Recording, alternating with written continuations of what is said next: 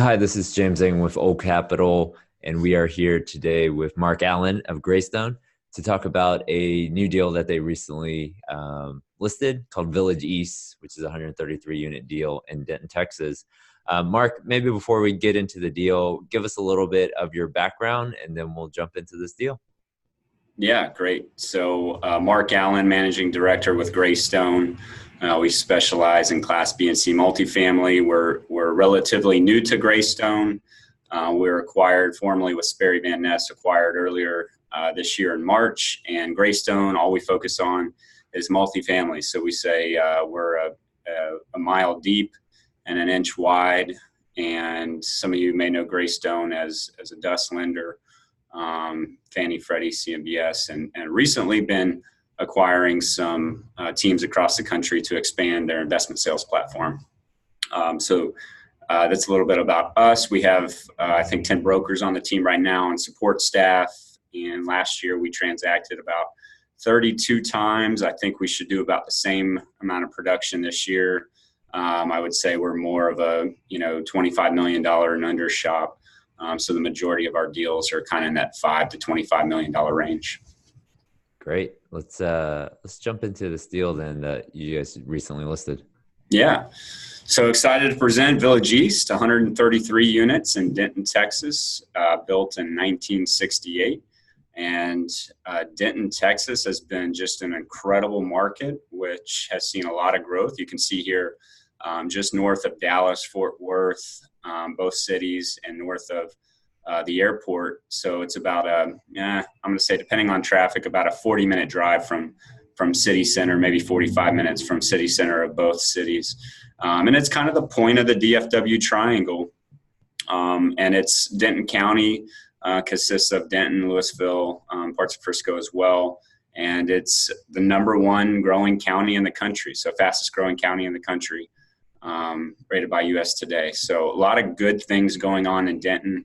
If you drive up there, and I hope to tour you through the property, you'll see just a ton of new development, a lot of planned development signs. So I think if you were there 3 to 5 years ago, you probably wouldn't recognize Denton today with jobs moving in, new development, both retail, multifamily. They got the big Razor Ranch development down there on the southwest side off I-35 by UNT. So you can see here a map where Village East is centered kind of on the east side of I-30 or east side of Denton. And it's just adjacent to the Opportunity Zone, which you can't take advantage of the Opportunity Zone benefits. We won't get into that. But what you can take advantage of is the future growth potential of this area. I mean, again, if you drive there, you'll see just across the street, new Class A multifamily going up. Land for sale adjacent next door that'll most likely be retail. So there's a lot of new planned developments there in the Denton Opportunity Zone. It's positioned right off University, that east-west running highway, and the Loop, which is 288. So it's right there at that intersection, and you got frontage right off University Drive, which is great for traffic into the property. And again, you can see here that you got some of the major retailers just down the road off the Loop, and big drivers are public jobs. So it's a really stable market, and it has been through the last recession because the majority of the jobs in this market are tied to not only the two universities, which employ about 15,000 people and about 50,000 students, but also you got Denton ISD headquartered here. You got the new Denton County Courthouse site going in just down the road, about a mile and a half down the Loop. So just a lot of great things going on. You can see it's about, on this map, about a mile and a half from TWU and about 2 miles straight line distance from downtown Denton, which is called the Square. A great place to grab a bite to eat or a drink or listen to some live music. No, I mean, a lot going on in Denton. It's like a little Austin. Has some universities, has some good retail, a little bit of a different vibe than just sort of your typical Dallas suburb, which is nice. I think they even say keep Denton weird. Like Right. So we gotta, maybe if you buy this deal, we'll get you a shirt that says keep Denton weird. but so Denton's is a great market, and we've done a lot of deals in Denton, but they're here right in this little submarket where Village East. We highlighted it in red here. Just to the east off of 288, right there. You're right at that intersection of 380 and 288. Is the Loop, which was a deal that we financed, and then with a Fannie Mae loan, and then also 1920. So both of those deals were built in the 60s, and we were able to get good Fannie Mae financing on it. So maybe give us a little background on this particular deal in terms of what the seller's done and what you think the opportunity is for a new buyer. Okay. So yeah, I mentioned that it's a great location. You've got a lot of 60s and 70s, or a handful of competing product in the area. That's the 60s, 70s vintage. But what's different about this property, I think it's still the only true like Class C property in the area, whereas the surrounding properties have really been taken to the next level. You'll see that they have pet parks, low-E windows, modern paint job, other community amenities, along with some interior amenities that include granite countertops, stainless steel appliances, subway tile backsplash, and decorative tile in the bathrooms as well, and upgraded vanities. So really just some of the amenities that you tend to see in a more modern Class B community. So this property, here you can see some of the exterior photos. Really not much deferred maintenance on the property. Probably going to need a new parking lot, resurfacing, restriping, but it is pitch roofs. It's master metered. The ownership bills back on all utilities. James, if you want to go to the next slide. Yep.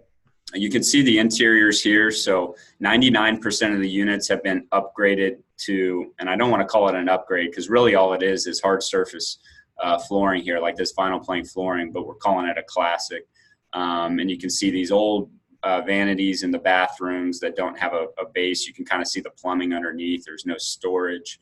And then about 111 have some kind of mix of black and white appliances. Some are full black appliances. So no real rhyme to the reason. But on these upgraded units here on the right, you can see there's only 3 of them. The ownership was proven out a 1, 2, and a 4-bedroom unit. And really the main differences are the bathroom vanity. You can see kind of the new modern vanity and mirror. And then you have this upgraded kitchen with the painted cabinets. They'll put new pulls, backsplash, black appliance package, upgraded plumbing fixtures, and upgraded light fixtures. So they're getting a premium of how much on those upgraded units with that package? $100. $100 right now. Okay. Yeah, and Perfect. It's really not much more. So, and what I was saying before is, this is like a tier 2. So you got kind of your tier 1, your tier 2, but really a lot of the competition is going to this tier 3, which is, what I said before. Again, the subway tile backsplashes, the white and gray tones, the white shaker cabinets. You got granite countertops, stainless steel appliances, and some other things. So.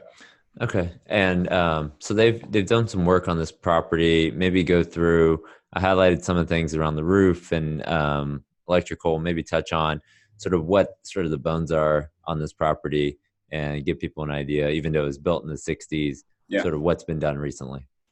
Yeah, so situated on about 7 acres, not a very dense property. You got some mature oak trees, which is nice. It gives a good touch. It is pitch composition roof. The roof was replaced in 2016, so fairly new roof. HVAC, 100 have been converted to individual HVAC, so the new ownership will definitely want to convert the remaining 33 units off the chiller system to individual HVAC. The ownership is paying about $2,500 a unit right now to make that conversion.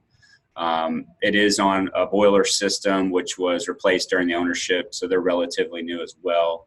And there is no Federal Pacific panels, galvanized piping. It's all copper in the walls and copper wiring as well. So that's the gist. And then I want to point down to the property details, the unit mix. Again, 133 units, but what's different about this property is there's 75% of the unit mix is 2, 3, and 4 bedrooms, which really bodes well for the property in this area because it's a suburban location. And there's just a lot of demand for these larger units. You have more families. And again, that pro forma rent on a 4-bedroom unit at $1,325. There's really no other 4-bedroom units in the area. So, you would have to go to a single family rental product at that point. So single family rental product is going to run you $1,600 to about $2,000 in the area within a mile, half a mile radius. So at $1,325 pro forma rents for the 4-bedroom, still a great rate. And the 4 bedrooms are actually the most in demand on this property, as there's a waiting list right now. So anyways, again, I think, this 2, 3, 4 bedroom primarily unit mix also helps with property turnover. You get more longer term tenants that tend to treat it like a home. So we put up some rent comps here, highlighted one of them, Coronado North. Maybe talk about what they're doing and sort of what rents they're able to achieve with these upgrades. Yeah, sure. So Coronado North and Coronado Villas are right down the road. Both properties are almost across the street from each other. They're early to mid 70s, or Coronado North is late 70s there.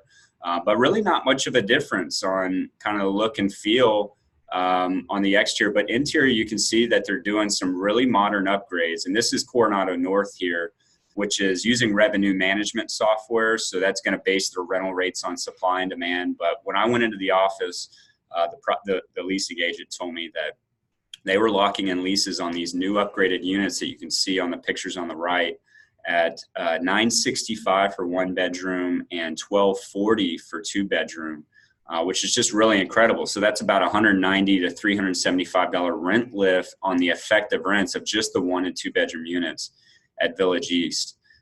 So it is my recommendation that the new ownership, test out some of those units and start to go to some of this higher quality product to attract more residents and a higher quality resident as well. No, that's perfect. So we've got the, spend the money on the upgrades for interiors. What else is sort of on the value add menu here on this deal?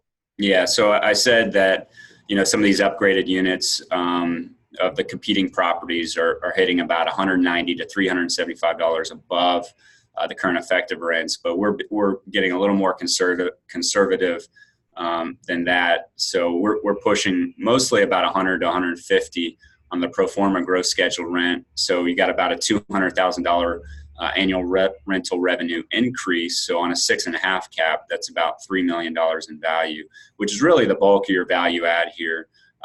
But moving on to the water conservation, it's already been implemented. So no investment needed on new ownership side. What we did was take the T4, at least in my underwriting I did, because they implemented about 4.5 months ago. So we took the T4 and annualized that. So if you annualize that, you got about $25,000 in savings compared to the T12. So you got that boost. Revenue generating Wi-Fi is becoming much more popular among some of the larger owner operators, even in the B and C space, as well as new development. But in Denton specifically, Frontier is the go-to, and Frontier has 1-star reviews just because lower quality service and lower quality when tenants are getting home, their speeds are really slowing down. So they don't get a lot of bang for the buck at $60 a month. Mm-hmm. So what you can do here with FiberStream Wi-Fi provided a quote, they'll retrofit your property for about $2,600 a unit.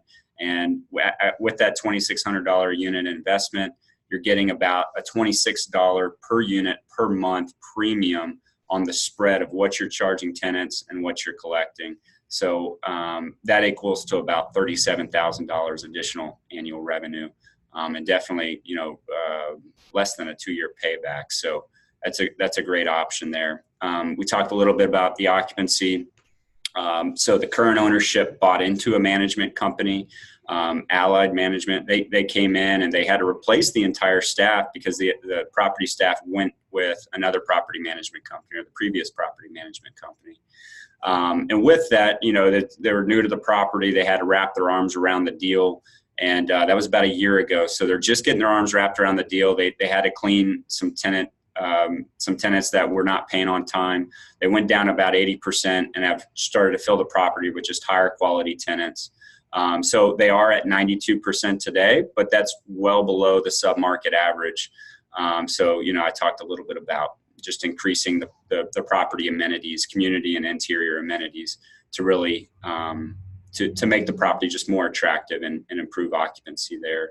But also on the operational side, you can see the last point is just reducing those controllable expenses. So Fairmont Management Company provided a pro forma or a budget, a 1-year pro forma, just showing the boost in income, occupancy, but also on these controllable expenses, about $40,000 in savings on controllable expenses, mostly with the payroll.